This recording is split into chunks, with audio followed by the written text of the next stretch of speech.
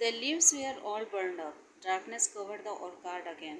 Under the ashes, a few embers smoldered, and when a gust of wind blew over them, they stirred up briefly, then flickered out again. Halku sat by the warm ashes, humming a tune. The fire had warmed him through, but as the cold began to spread, he felt drowsy. सभी पत्तियां जल गईं. Darkness cover the orchard again. बगानों में फिर से अंधेरा छा गया. Under the ashes a few embers smoulder. आग के अंदर कुछ चिंगारी जल रही थी. And when a gust of wind blew over them they stirred up briefly. एक हवा का एक झोंका आया और उसे फिर से जला दिया. दे देन फ्लिकर्ड आउट अगेन. वह फिर से जलने लगा. हल्कू सेट बाय द वार्म आसेज. हल्कू गर्म में राख के पास बैठा रहा. उसे एक गिनगिनाने की आवाज़ सुनाई दी. The fire had warmed him through, but as the cold began to spread he felt drowsy. आग के कारण उसे गर्म लग रहा था, लेकिन ठंड फिर से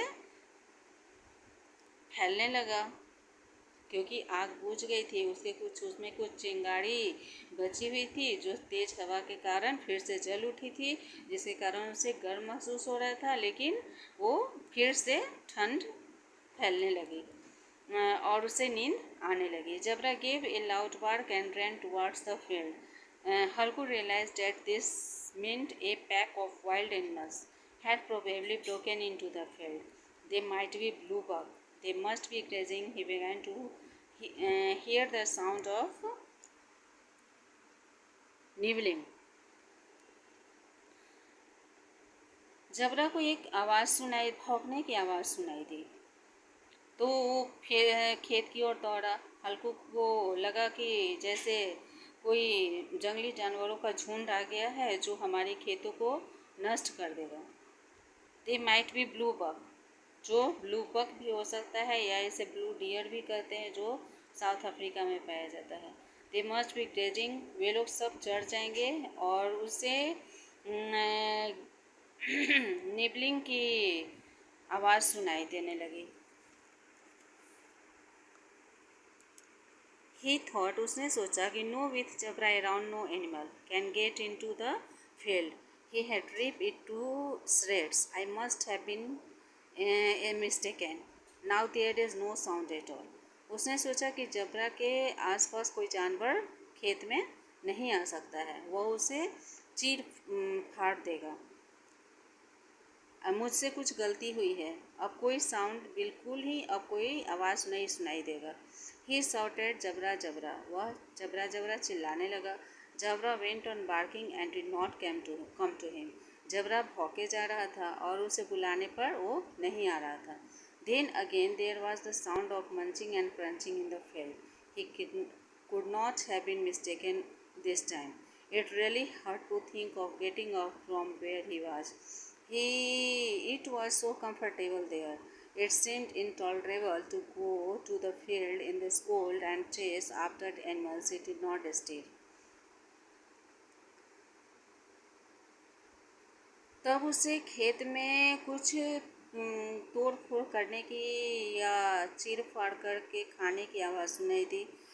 उसे इस समय उससे कोई गलती नहीं हुई थी और उसे लगा कि सही में कुछ वहाँ कोई था. It was so comfortable there. वह वहाँ कम्फर्टेबल था कि उसे सताया नहीं जा रहा है और जानवरों का पीछा करते हुए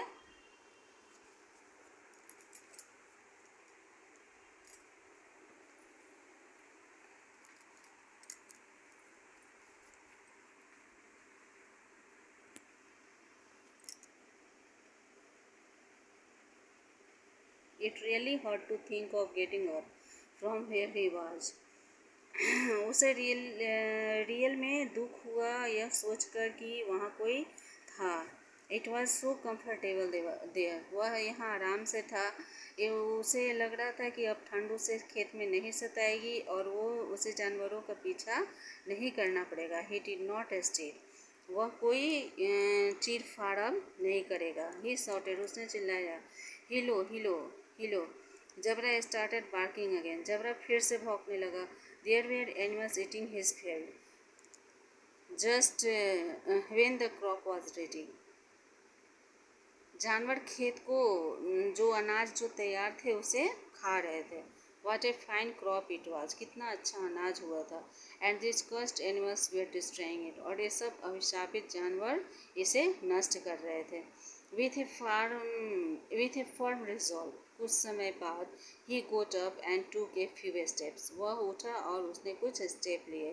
but suddenly A gust of wind pierced him with A sting it like a scorpion such that he went back and sat again by the extinguished fire and stirred up the ashes to warm his chilled body.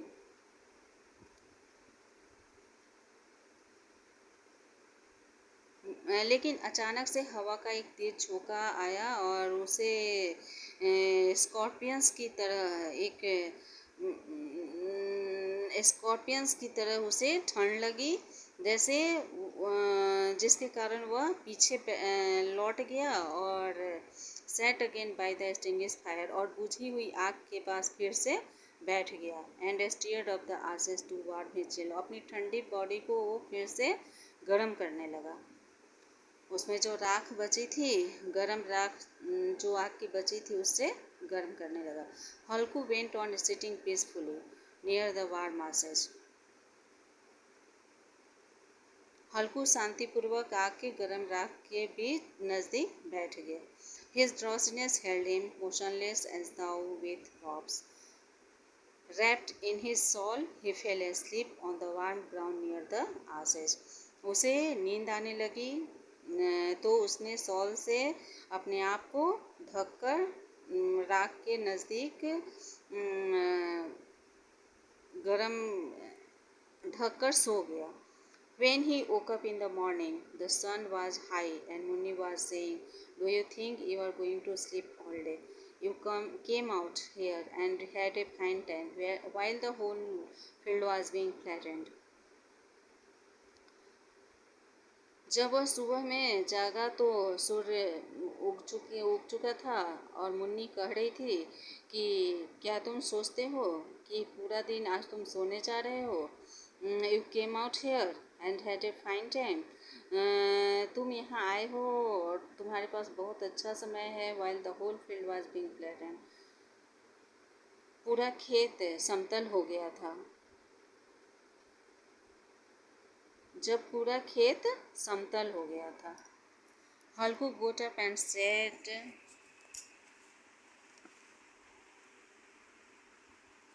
Halku got up and said, then you have just come from the field. Halku उठा और कहा कि तभी मैं field से खेत से तुरंत आया हूँ। Yes the whole field ruined, हाँ पूरा खेत नष्ट हो गया, तहस नहस हो गया। And you could sleep like that, why did you bother to put up the shelter anyway.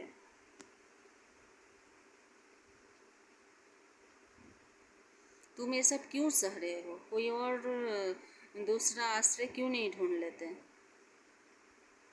Halku sought an excuse, I nearly died and just managed to get through the night. And you worry about your crop.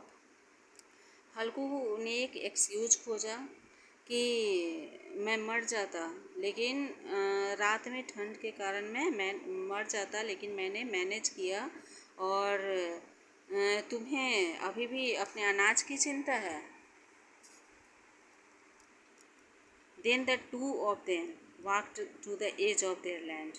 He looked, the whole field had been trampled. Muni's face was shadowed